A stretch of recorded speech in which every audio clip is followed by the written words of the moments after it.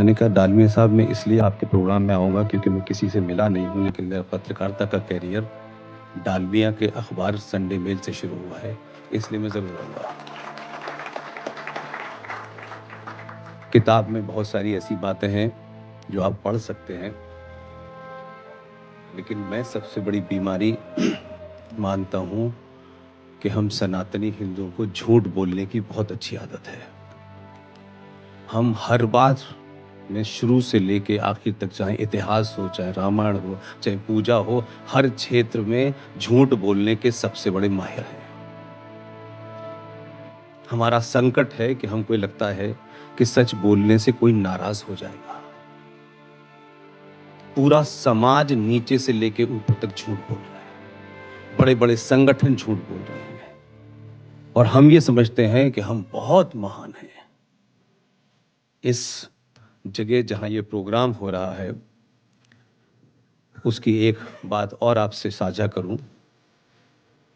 आज शायद बहुत कुछ बातें ऐसी कही जा रही हैं, बड़ी किताबें लिखी जा रही हैं। इसी इंडिया इंटरनेशनल सेंटर में एक बहुत बड़े राइटर, अंतर्राष्ट्रीय स्तर के राइटर, जिनको दुनिया का कोई ऐसा अवार्ड नहीं है नोबेल प्राइज से लेकर के जो उन्हें मिला हो। दुर्भाग्य है कि आज की पीढ़ी, किसी को मैग्सेसे अवार्ड मिल जाता है तो वो सडनली रातों रात इंटेलेक्चुअल हो जाते हैं लोग। इसी हॉल में एक बहुत बड़े राइटर जो अब जीवित नहीं हैं, जो भारत में पैदा नहीं हुए, उनके पूर्वज भारत में पैदा हुए थे और वो यहाँ से एक छोटे से टापू ट्रिनिडाड में गए, वहाँ उनका जन्म हुआ। उन्होंने भारत नहीं देखा था। उन्होंने कई किताबें लिखी, उसमें से एक किताब है जो मैं समझता हूं कि अगर हम थोड़ा पीछे चले जाएं तो उस किताब को अगर हमने थोड़ी पहले पढ़ा होता तो जो कुछ आज हो रहा है, जिसके बारे में चर्चा हो रही है कि हमें इतिहास में ये पढ़ाया गया और औरंगजेब को ये बताया गया। उन्होंने एक किताब लिखी थी, उस किताब पे उनको नोबेल प्राइज मिला। उस किताब का नाम था इंडिया ए वुंडेड सिविलाइजेशन, भारत एक घायल सभ्यता। और उस किताब के लिखने वाले थे विद्याधर सूरजमल नायपॉल।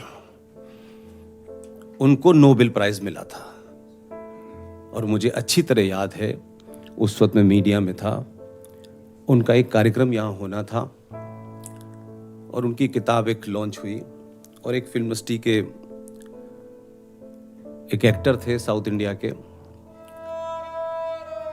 मैं समझता हूं कि वो दिन मुझे हमेशा याद रहता है जब मैं आईआईसी आता हूं।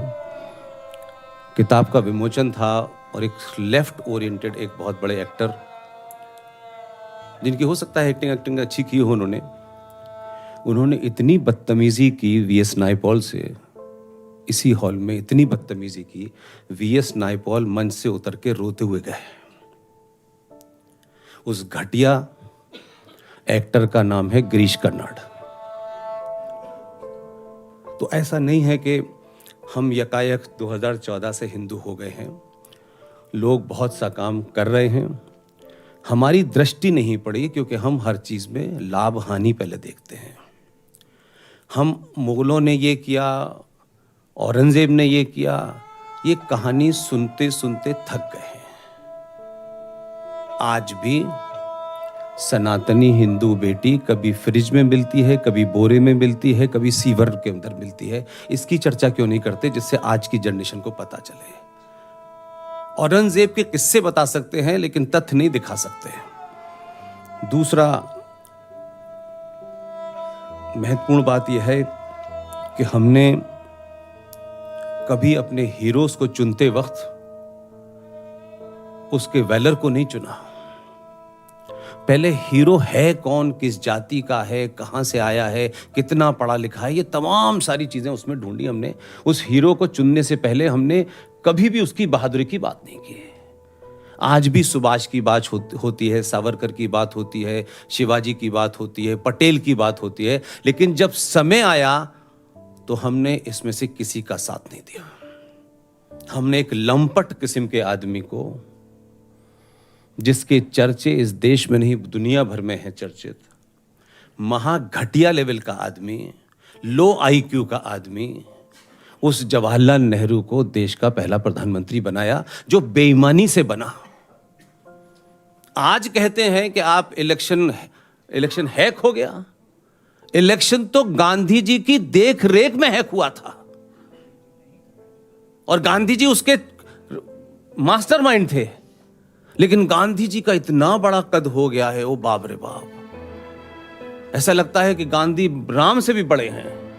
राम को क्रिटिसाइज कर दो तो कोई गाली नहीं मिलने वाली, गांधी पे 2 शब्द बोलो तो आप पे केस हो जाता है। तो हमने ऐसे लोगों को गढ़ा है।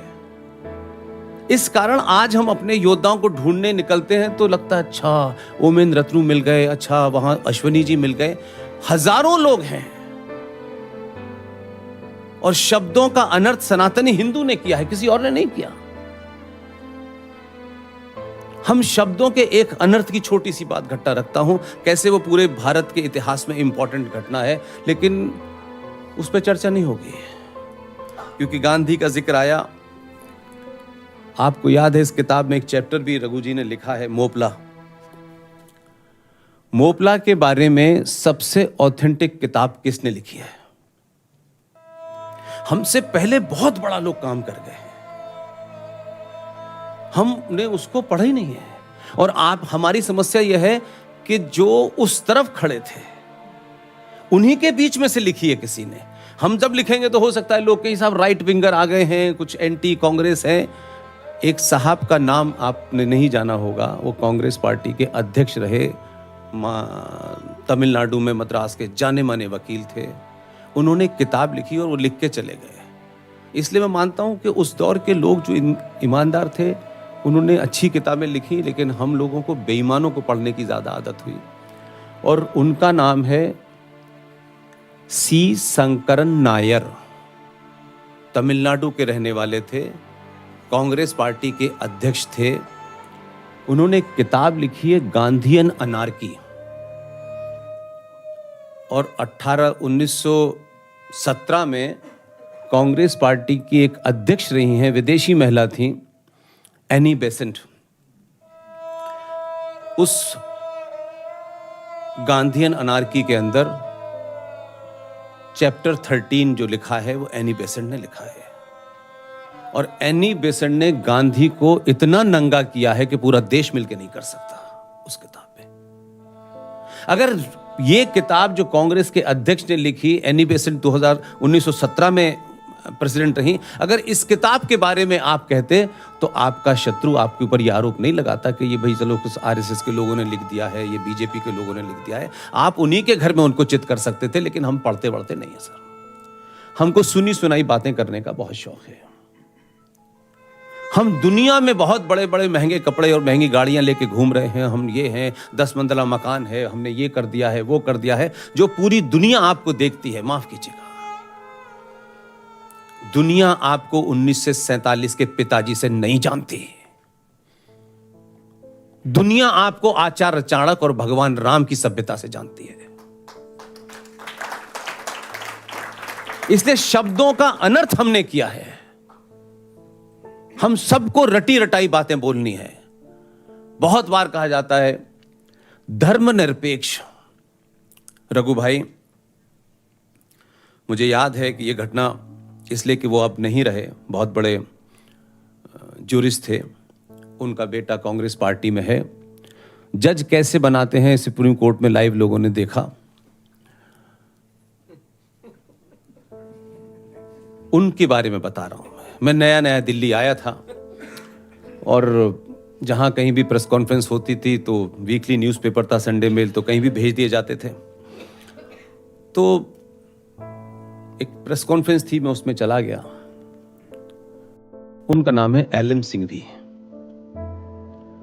एलन सिंघवी साहब ने ये पूरी घटना बताई कि 1976 में जब ये भारत के संविधान में यकायक लोगों को लगा कि ये शब्द जो है सेकुलर करना चाहिए, तो उस वक्त भी और उसके बाद आज भी तथाकथित हिंदूवादी जो हैं अंबेडकर की उस डिबेट को नहीं निकालना चाहते हैं। अंबेडकर की जाति क्या है मुझे इसमें इंटरेस्ट नहीं है बिल्कुल भी, लेकिन अंबेडकर ने जो कहा उसको उस वक्त तो बोलते हैं जब संविधान सभा के अंदर सेकुलर शब्द का जिक्र आया और कहा कि भारत सेकुलर होना चाहिए, तो सबने भी किया। अयंगर ने भी विरोध किया, नेहरू ने भी विरोध किया, पटेल ने भी विरोध किया, लेकिन आर्गुमेंट सबसे पावरफुल अंबेडकर का था।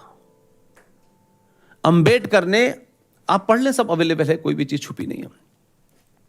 अंबेडकर ने सेकुलर शब्द के बारे में कहा कि सेकुलर शब्द को संविधान में ला करके भारत की सनातन सभ्यता को छोटा मत कीजिए।